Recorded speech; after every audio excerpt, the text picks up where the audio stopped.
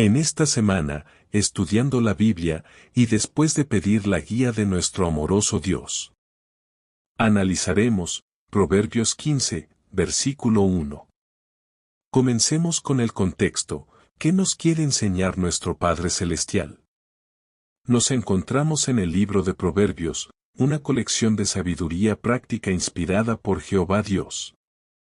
El capítulo 15, en particular, habla sobre el impacto de nuestras palabras, cómo reflejan nuestro corazón, y cómo influyen en los demás.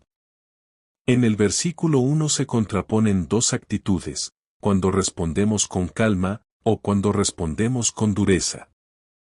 Nos ha pasado que alguien nos dijo algo que nos provocó o nos hirió, y lo primero que sentimos es el impulso de responder con la misma intensidad.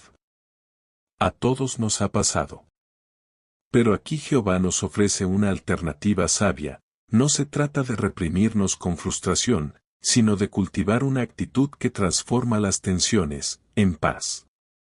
Ahora, profundizamos en el significado del texto original. Cuando leemos este proverbio en hebreo, descubrimos matices muy interesantes. La palabra maane, es decir, una respuesta, implica más que simplemente decir algo, habla de cómo respondemos, especialmente bajo presión. La palabra rak, es decir, suave, no solo alude al contenido, sino también al tono, delicado, considerado, tierno. El verbo sub, es decir, hará retroceder, da la imagen de que la ira viene hacia nosotros como una ola, pero nuestras palabras suaves pueden detenerla y hacerla volver. En contraste, una palabra áspera, davar etzeb, no es solo un grito o un insulto. Es toda palabra que hiere, que causa tristeza o dolor innecesario. Y el verbo ala, es decir, hará subir, junto con el término av, es decir, furor, relacionado con la respiración agitada por la nariz. Nos muestra lo que pasa cuando no cuidamos lo que decimos, el enojo se intensifica y se descontrola. Así que, al leer el texto, notamos que este proverbio no solo nos habla de lo que decimos, sino de cómo lo decimos. La forma en que usamos las palabras puede calmar una situación o encenderla aún más. Es una lección que sigue siendo profundamente importante en cualquier situación. Ahora veamos ejemplos bíblicos que nos enseñan con el ejemplo. Cuando elegimos hablar con calma, Abraham y Lot. En Génesis 13, los pastores de Abraham y Lot estaban discutiendo. Podía haberse creado una rivalidad familiar. ¿Pero qué hizo Abraham?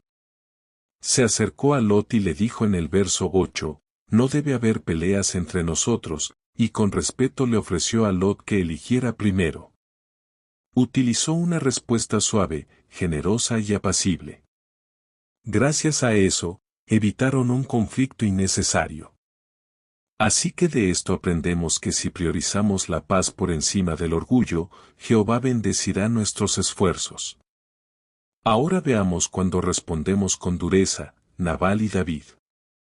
En 1 de Samuel 25, David había tratado bien a los hombres de Nabal y cuidando su ganado. Cuando David pidió ayuda en un momento de necesidad, Nabal le respondió con desprecio, como muestra el versículo 10 donde dice, ¿quién es David? ¿Y por qué le voy a dar algo mío? Esa respuesta áspera encendió el enojo de David, que estuvo a punto de tomar venganza. Solo la intervención sabia y calmada de Abigail evitó una tragedia. Esto nos hace ver que nuestras palabras pueden encender o apagar fuegos. A veces, sin querer, una reacción dura puede desencadenar consecuencias que luego podremos lamentar. ¿Y nosotros? ¿Qué aprendemos de todo esto? Todos estamos en proceso a seguir mejorando. A veces respondemos como Abraham y otras veces reaccionamos como Nabal. Pero lo importante es que podemos mejorar. Jehová Dios nos está entrenando para ser personas pacificadoras, no solo personas que evitan el conflicto, sino que lo transforman al conflicto con amor, autocontrol y sabiduría. Las escrituras cristianas refuerzan esta idea. En Mateo 5 verso 9, Jesús nos dijo: Felices los que fomentan la paz, porque serán llamados hijos de Dios. Fin de la cita bíblica. Jesús mismo dio el ejemplo: cuando lo insultaban, no se puso a devolver insultos. Y ser un fomentador de la paz no es solo evitar pelear, sino ser alguien que activamente siembra armonía donde hay tensión, que elige construir un puente en lugar de un muro. Jesús nos enseñó que esto no es debilidad, sino una fuerza que nace del amor y la integridad. Cuando lo insultaban, Jesús no respondía con más odio, no porque no pudiera defenderse, sino porque entendía que el verdadero poder está en no dejarse arrastrar por el ciclo de la violencia. Ser un hijo de Dios, en este sentido de la palabra, es reflejar sus atributos, no es callar ante la injusticia, sino enfrentarla con verdad y amor. No es ser pasivo, sino elegir respuestas que sanen, no que lastimen. Es primero escuchar, entender el dolor detrás de un insulto y, si es posible, transformarlo con compasión. Jesús nos muestra que la paz no es ausencia de problemas, sino presencia de amor incluso en medio de la dificultad. Pablo también nos anima a hablar con palabras que edifiquen según Efesios 4 versículo 29, dice: Que no salgan de su boca palabras corrompidas. Más bien que todo lo que digan sirva para edificar a otros según sea necesario, y para beneficiar a quienes los escuchan. Fin de la cita bíblica. También a que nuestras palabras estén sazonadas con sal. En Colosenses 4 verso 6 dice: Que sus palabras sean siempre agradables, sazonadas con sal, para que sepan cómo deben responder a cada persona. Fin de la cita bíblica. Cada palabra que decimos puede ser como un regalo que ofrecemos a alguien más. Este versículo nos invita a que, antes de hablar, elijamos con cuidado qué y cómo lo vamos a decir, como si sazonáramos una comida con la cantidad justa de sal, ni tampoco que sea insípido, ni tanto que lastime. Se trata de escuchar primero, entender el corazón de la otra persona y responder con empatía, no solo deprisa. Es preguntarnos, ¿esto que voy a decir, construye? ¿Suena con bondad? Es decir, que nuestras palabras sean pensadas, agradables y oportunas. También en Romanos 12 verso 21, Pablo va más allá, y dice: No te dejes vencer por el mal, sino sigue venciendo el mal con el bien. Fin de la cita bíblica.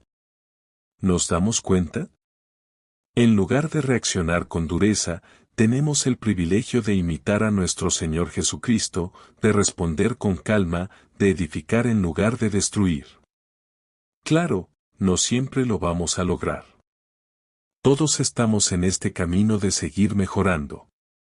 La vida a veces nos pondrá frente a personas o situaciones que nos lastiman, nos frustran o nos despiertan ganas de devolver el golpe.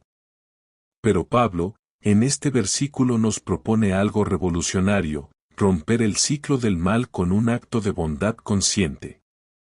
No se trata de ser ingenuos o permitir que nos pisoteen, sino de elegir una fuerza más poderosa que una reacción automática. Por ejemplo, si alguien nos habla con sarcasmo, podríamos responder con respeto sin perder nuestra dignidad. Si nos tratan con desconfianza, nos esforcémonos por actuar con honestidad, sin rencor. Si el entorno parece muy egoísta, trataremos de ser generosos sin esperar nada a cambio.